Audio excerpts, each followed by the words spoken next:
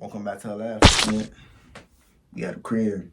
But now, a few months ago, I had an animation module at university.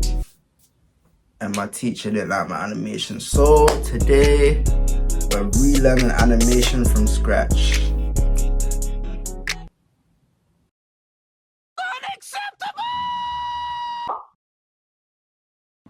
If you've never had to study animation ever in your life, to break it down, most if not all animation is a part of or made from one of the 12 principles of animation.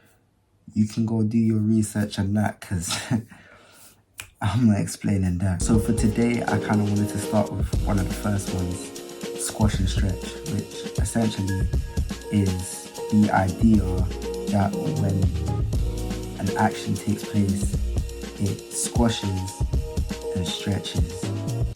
Oh, brother, this guy stinks! When you're just too fly for the system, it's just like, damn, like, who's that guy? Like, he just looks so handsome. Flip me. Hello. You saw him soon. What's that one dance that nigga Macaroni June be here? You say too late to stop, but you're hiding. You Yeah, nah. say too late to stop. I can't lie, it be so addictive though, to the point where I just be doing it randomly. It really do be hitting for real. But yeah, I just had to come outside because if I stay in the house all day, I'll actually get no work done and I'll forget about this entire thing. It's actually normalize being creative outside of your comfort zone. You know what I'm saying? Originally, I was thinking of using this basketball video as a reference, but then I realized I'm not actually there yet in terms of animation. I'm gonna do something a lot more simple. I'm just gonna, you'll see.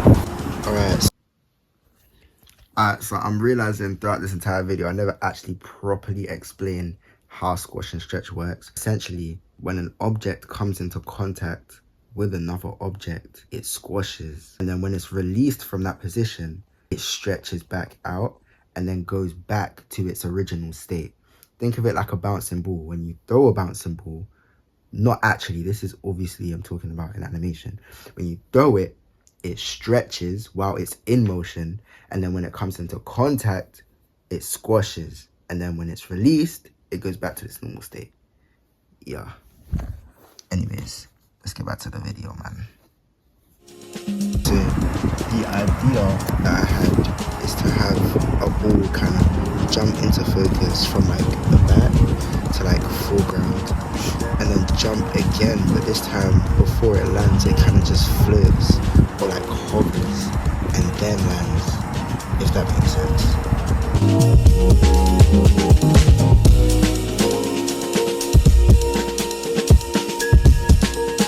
Okay, so I decided the best course of action is to delete all the frames, start again. How? I think it looks better this time around, low-key. That's just the initial bounce, and then we'll get on to doing it. I like that bounce back of when it releases from. Okay, so the next task is to make sure that it doesn't. I want to have the bounce go here, and then to kind of hover float like here-ish, and land somewhere here. But I just have to be sure that the bounce doesn't go too far. Do you know what I'm saying? I think I want the cutoff point to be like here.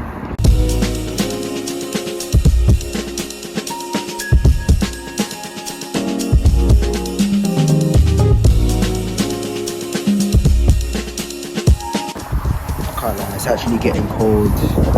My iPad's on, you can't even see it, but 9%, and it's 2 o'clock.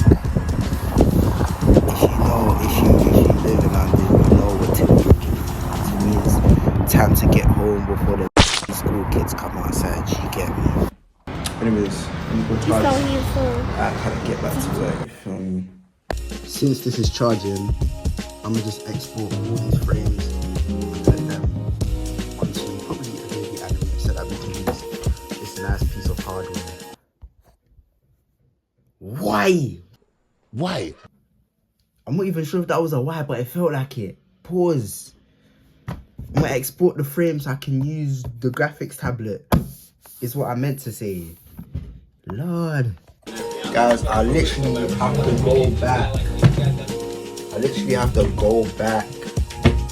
And I'm like color changing the frames because I'm very specific about how I want the layout of my work.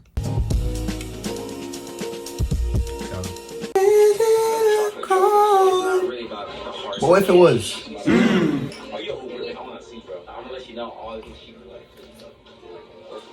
My belly hurts. I'm lactose. I lactose. At the urinal. Okay, so I finally changed the color and whatever. But anyways, what I want to do for... It's crazy how we're going back and editing before we even finish the rough. But essentially what I want to do for the beginning bit is I want a bit of a bounce. A bit of anticipation. I want it to go bam, bam, and then bounce. Because the second bounce... Well, the first bounce is a lot further. The distance between here and then it ends up somewhere here is a lot further than the second bounce. But I've made the anticipation for the second greater than the first, if that makes sense. Because at the beginning, the ball just bounces, right? But in the second one, it stretches further. And then I'm going to make the distance between the leap bigger than that. But yeah. I'm not even going to lie. I forgot to record the rest of the video. So I kind of just finished the animation and then didn't record the rest of the process. Oh, brother, this guy stinks! But I'm done. I'm done. I'm not even gonna lie to you. The animation's finished. When I was doing it, my idea was to do one bounce. So one bounce here. And then the second bounce was, I can't remember, but I changed the idea and you can kind of see what I went for. And then I also did my own sound effects actually. That's me. Those pops are me. The blows also me, pause. But yeah, and that's what we did. That's yeah. Goodbye. Hi. Good. Yeah.